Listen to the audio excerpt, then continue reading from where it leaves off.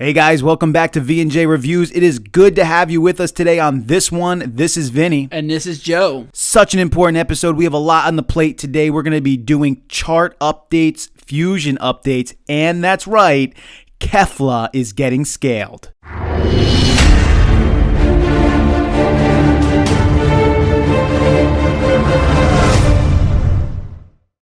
So you can see here there's really three parts of this video. The first part, we're going to do the chart update. So there's some certain things that we had to really work through to make our chart even better. We're going to go through some of those things with you guys. Some fusion updates. If you checked out our fusion episode, awesome. If you haven't, we're going to leave a link to that below. Check the fusion episode out, and we're going to go through some of the ways we need to change up how we calculate fusion with the chart. And then we're going to end it all together with the bow on the top, which is going to be Kefla scaled on the chart, which a lot of people want to see. So it's going to be a lot of fun. First, let's go ahead and look at these chart updates. First thing I want to mention, just looking at the chart itself, you could notice there on the left-hand side that we put in Toriyama's original numbers all in the red there, starting from the 6 going all the way to the 15. Obviously, we take Toriyama's numbers from Battle of Gods, we bring those over into the anime, but we convert it into a two-chart system, and we kind of created our own scaling that has worked out pretty well with the anime only. And so if you've seen our previous videos, awesome, you kind of have an idea of how that works. If you haven't, we're going to leave a link to the previous chart video as well,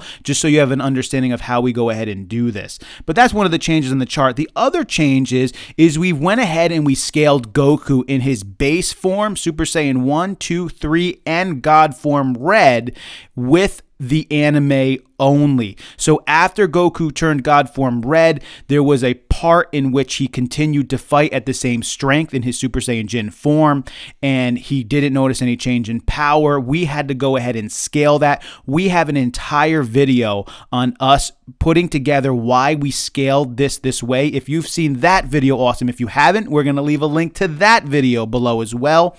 But we went through everything on why we believe this is the absolute correct way to scale this.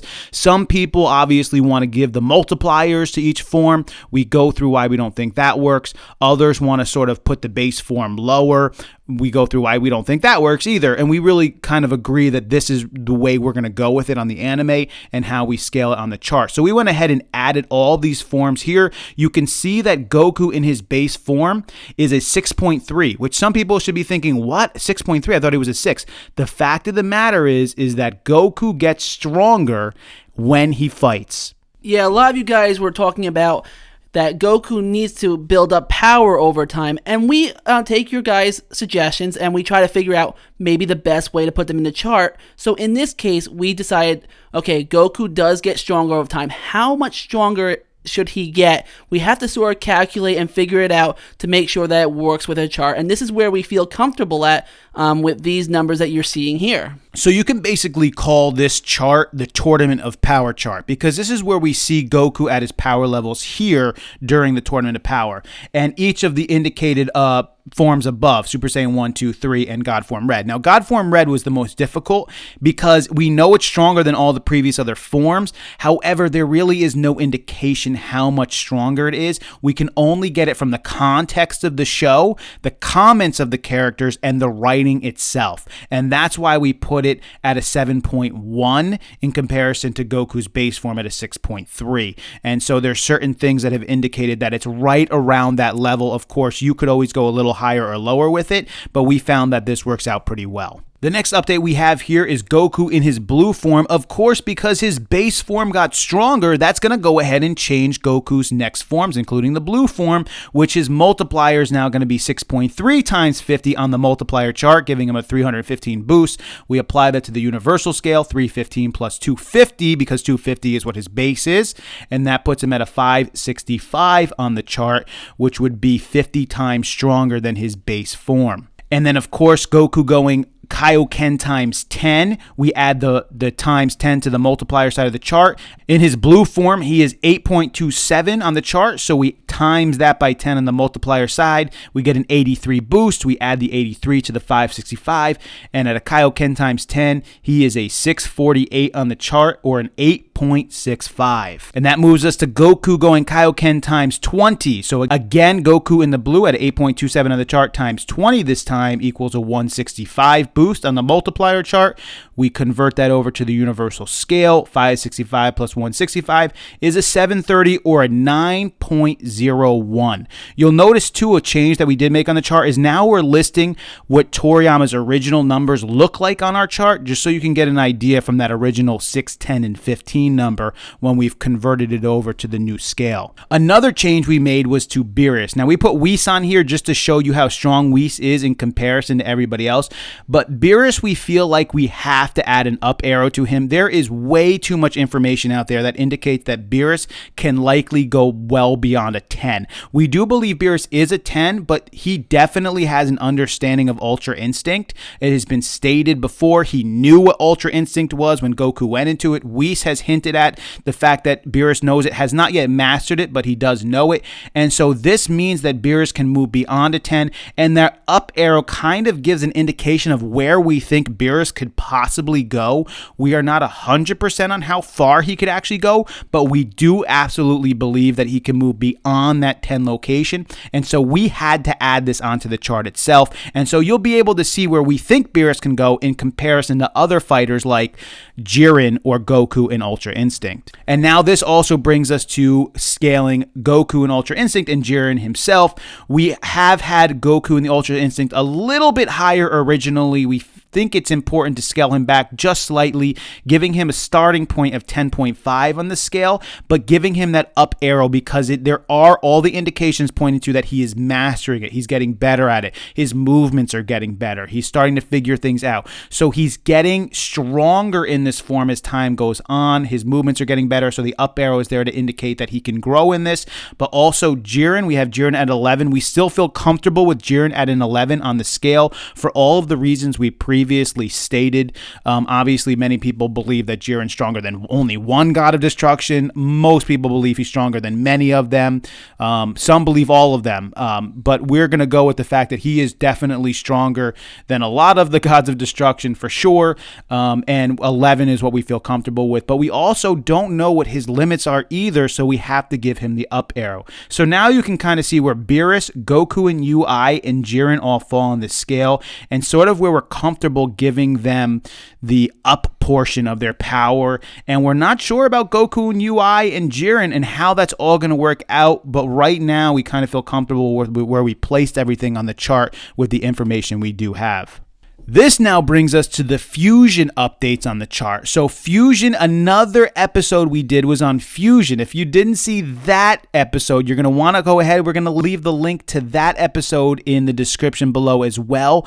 But the fact of the matter is we scale the anime and only the anime. We cannot use the information necessarily in the manga or in the movies or anything else. We only can use what's in the anime, and the most updated information in the anime is what Vados said. So a lot of people out there have different ideas on how to calculate Potara fusion, including A times B. Some people want to do other multiplications or other things.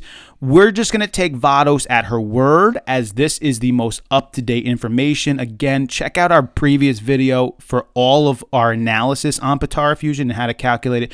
But Vados did make the statement that essentially Potara fusion results in a form that is greater than the sum of the parts and tens of times stronger. And so we are going to use that to multiply the fusions on our chart. However, there have been some indications, especially by the statement afterwards from Beerus, that compatibility matters when you think about the multiplication aspect. Meaning, Beerus basically said, look, the androids, they're a perfect pair. They're very compatible. Why in the world would it matter if somebody's compatible or not? Well, we think compatibility matters. So when you have a multiplier for androids, you might get the perfect multiplier, maybe a 90 for them. Or if you have a multiplier for Kefla and Kale from a universe who seems to get unbelievable boosts in power, and for them, they might get a very high multiplier. For somebody like Goku and Vegeta, in many cases where Vegeta doesn't even want to fuse with Goku, and because of that, and because they're from a universe where they don't get the same increases in power, they might not get as high as a multiplier.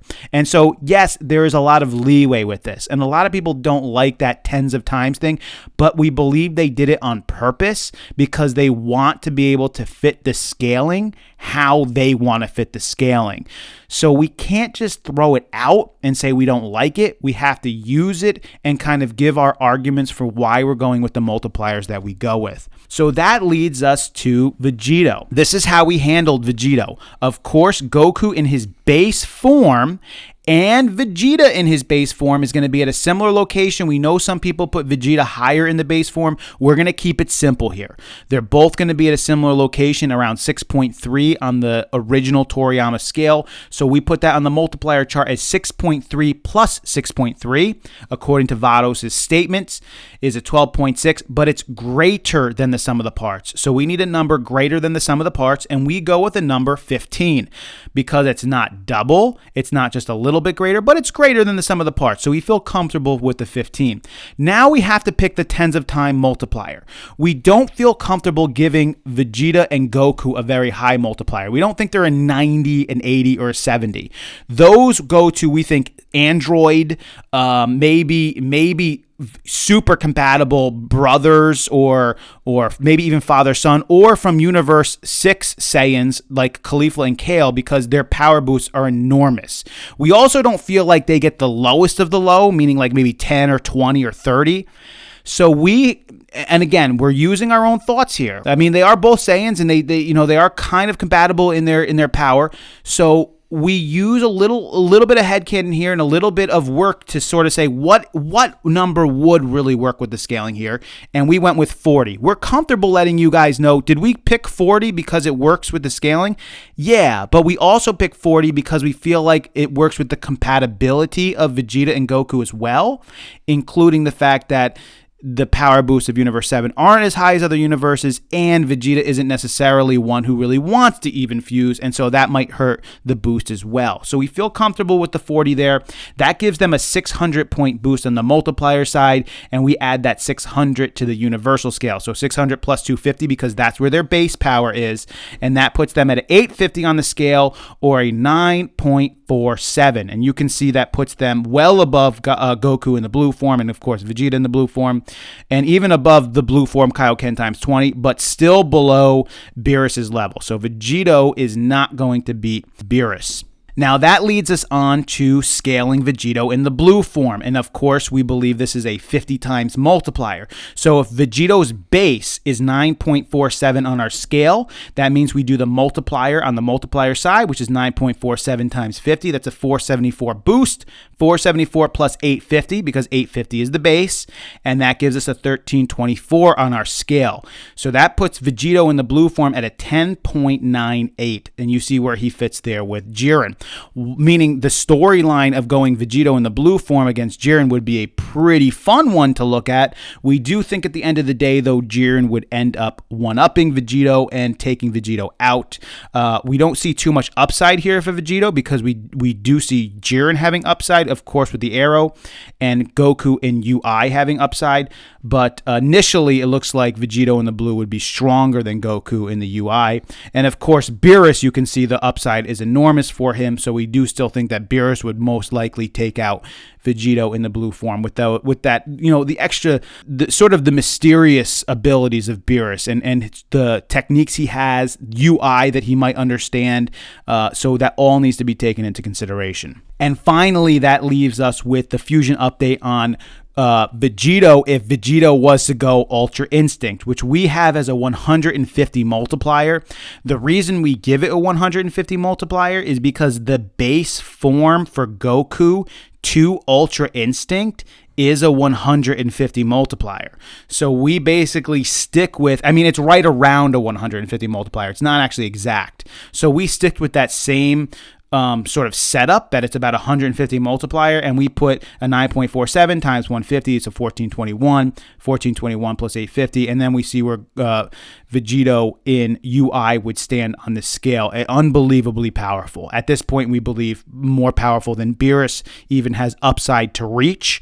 Not that close to Whis, where Whis would even struggle with someone like that, but definitely getting up there. Of course, there is a lot of a little bit, there's guessing in this, and there's certainly, scaling that we're putting our thoughts in what the multiplier would be. So all of these things could change, but it's kind of fun to place them down where we think that they would fall.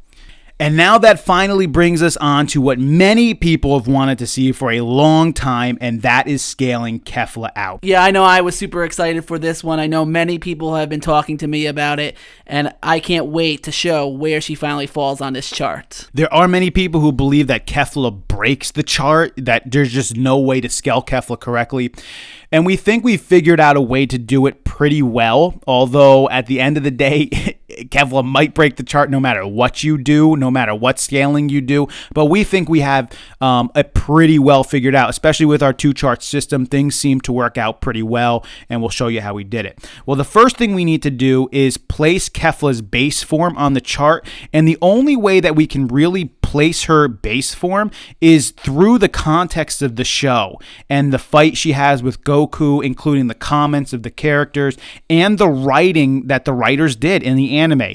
Using all of those things, we can go ahead and firmly place Kefla at about a 7 on the chart. Now, we don't know where our fans will stand on that. Some people will think, well, that's way too low. Some people will think, well, that's too high. But in the context of the show, she certainly is right around a 7. And the reason we feel comfortable placing Kefla at a 7 on the chart really stems back to the original fight between Kale and Kefla against Goku. Now, originally, Goku was in his Super Saiyan 2 form, and Kale was in her legendary form. Kefla was also in her Super Saiyan 2 form, and together they were basically giving Goku as much as he could handle. Now, we know that Goku is obviously having stamina issues at this point. He's not as strong as he would be if he was fresh. So we're not saying that they're as strong as Goku is in his Super Saiyan 2 form. That is not the case here. They are far weaker, but together and Goku in his weakened state, they're giving him a lot to handle.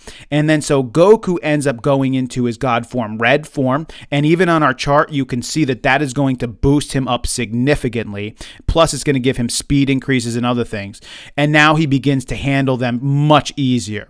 This is going to lead them to fusing together into Kefla in episode 114. At this point, they are going to immediately fly right past Goku with an incredible speed. And then Goku is going to basically shoot a ki attack at them, ki blast, and they are going to slap away his attack like it's nothing, and then punch Goku. And as well, in the beginning of episode 115, we see they punch Goku through one of the rock platforms.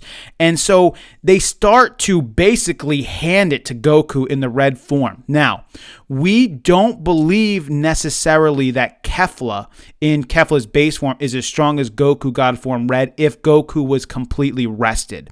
If he was rested and he was having no stamina issues at the time, you can see from our chart, we actually have Goku in God form Red slightly higher than Kefla. We're okay with that because we believe that there is enough indications to point to the fact that Goku was not at full strength. He was far weaker. Not a ton weaker. It's not like he was half as strong as he could have been, but he just wasn't at full fighting strength. And so even though we place Kefla at a 7 and God form Red is technically higher than that on our scale, because of Goku's issues with just being, tired and weakened at this point, Kefla is going to be able to hand it to him, and that is what we see happen. And that's why we're comfortable, along with the context of the anime, the comments of the characters, the writing of those who wrote the anime, putting this all together and saying that we feel comfortable placing base form Kefla at about a 7 scaled on our chart. If you feel she's a little higher or lower, that's okay. But it certainly can't be too much different than where we're actually placing her here. Okay, now we have Kefla in her base form, so we can now move on to scaling her up on this chart in her Super Saiyan Jin form. That means on the multiplier side, because she's a 7, it's a 7 times 50, so that's a 350 boost on the multiplier side. We apply that boost to the universal scale. 350 plus 343, because that's her base, puts her at a 693 on the scale. You can see where she shows up there at an 8.85. Actually, and interestingly enough, right in between Goku in the blue form doing a Kaioken times 10 and Goku in the blue form doing a Kaioken times 20. We believe as well, not only does our chart actually scale her there, because this is sort of the system we use, but we believe that the context of the show and the writing of the show and the comments of the character all indicate and point to that this is an absolutely great location to pinpoint her scaling based off of what we actually see happen in the anime.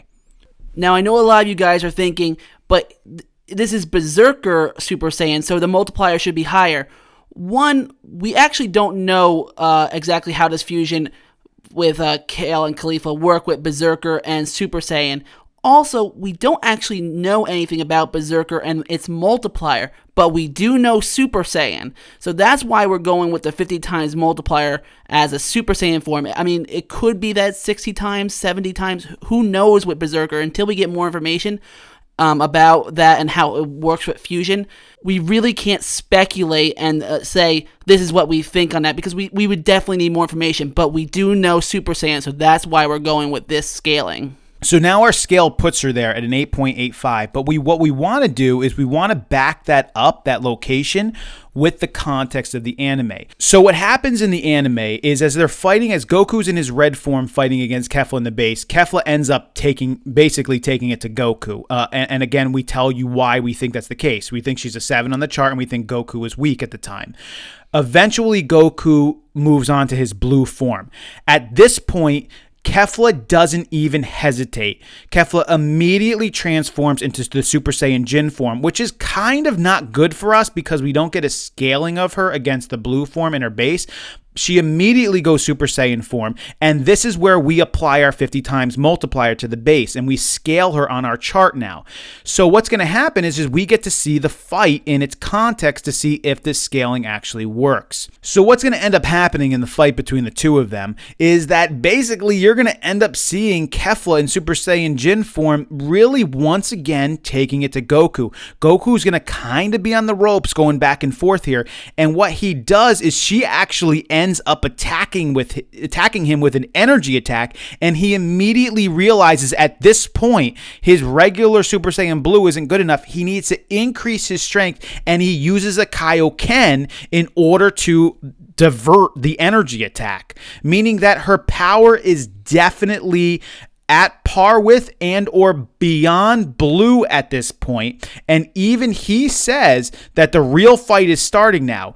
She powers up even more at that point, and then Goku powers up his Kaioken again. A lot of people are saying, well, Goku only used a regular Kaioken against her.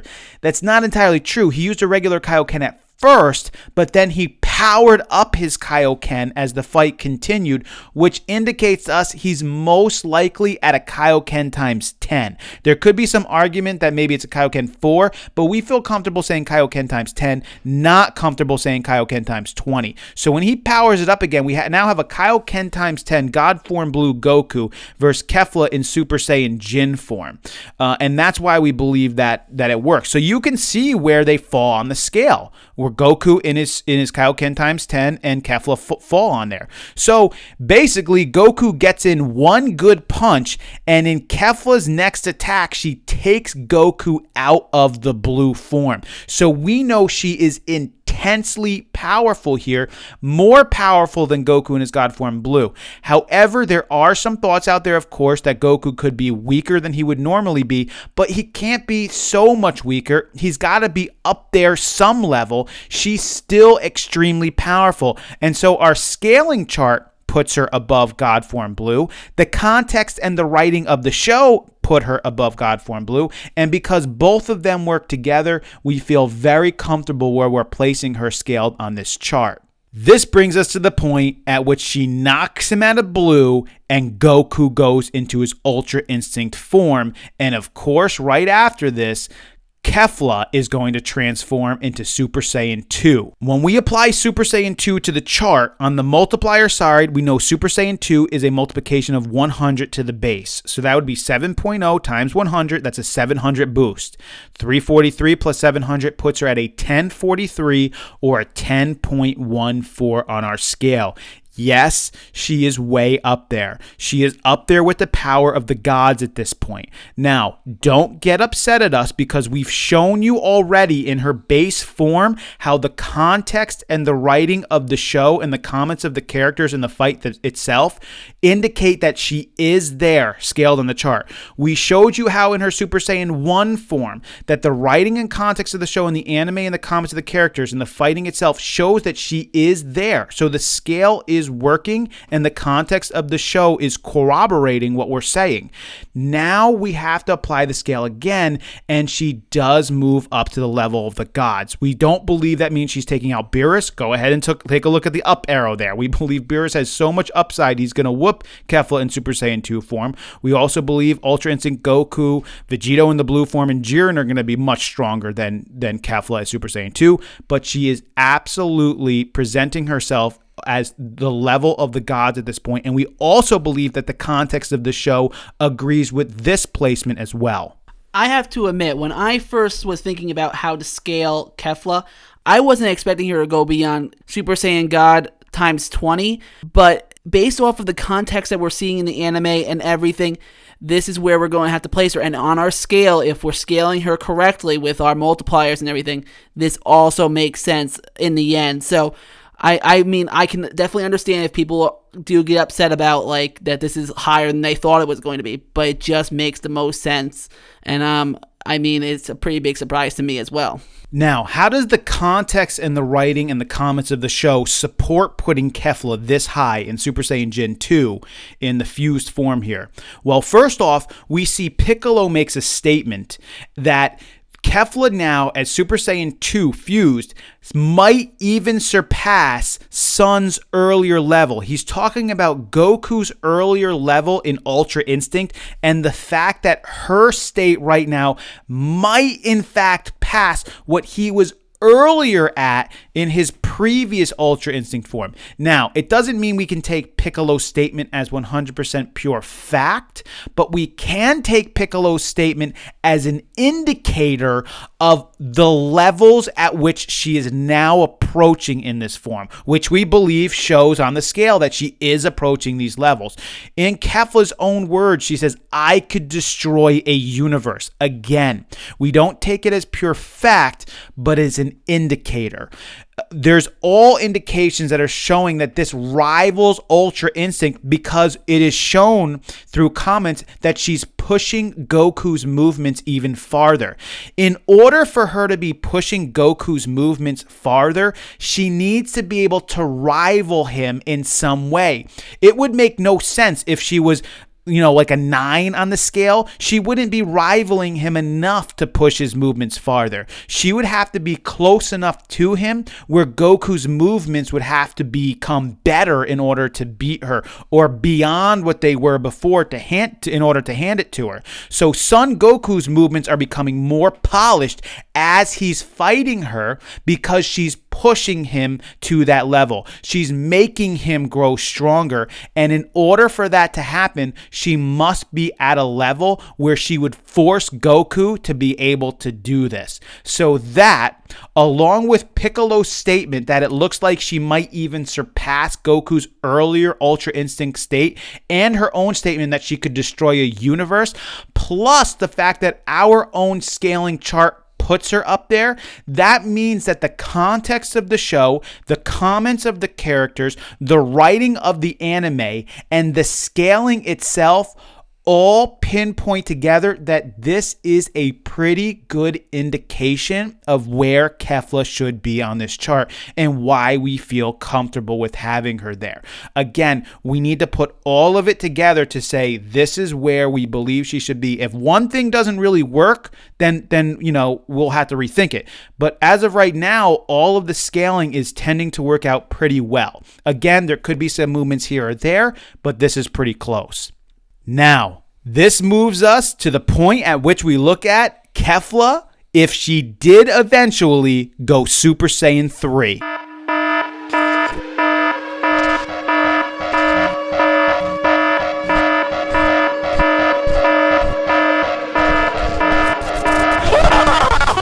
Of course, at this point, everybody says, well, this is where Kefla breaks the chart. Now, it is true. It kind of breaks the chart here at this point. There's only so far you can go with this Kefla character before you reach an impasse.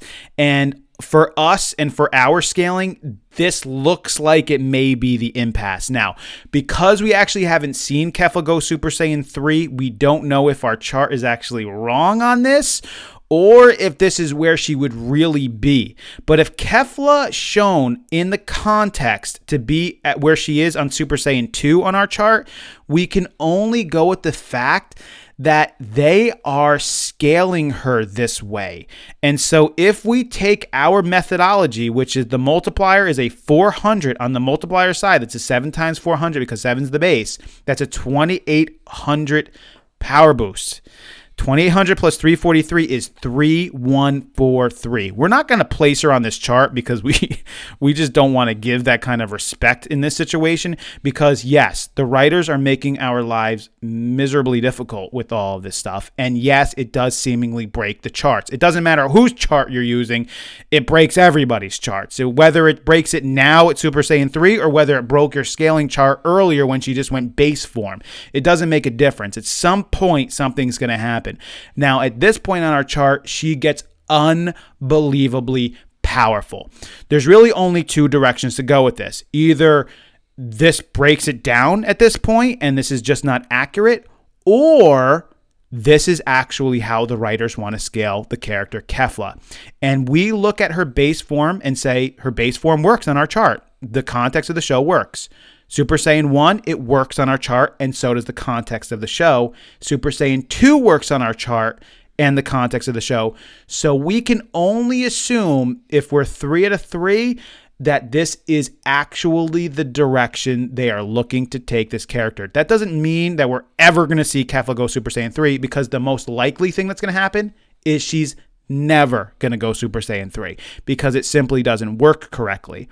But if she ever did and the writers ever wanted to, we think you would see an insanely powerful individual based off of everything we've already talked about. And the way I think about it is, in let's say a future arc, they have a battle of the angels, we can have Kefla come out in Super Saiyan 3 and actually probably fight in that battle somehow. I mean, because of look how close she is to Whis on this. It would be ridiculous. So I find that funny if they actually have that happen. But I mean, that's the only context I could see this actually used. Agreed, and probably most likely never used. So we probably will never have to actually deal with it. But guys, the fact of the matter is this is where they're scaling her. You can't have her be that powerful in Super Saiyan 2 and not have her go immensely higher in Super Saiyan 3.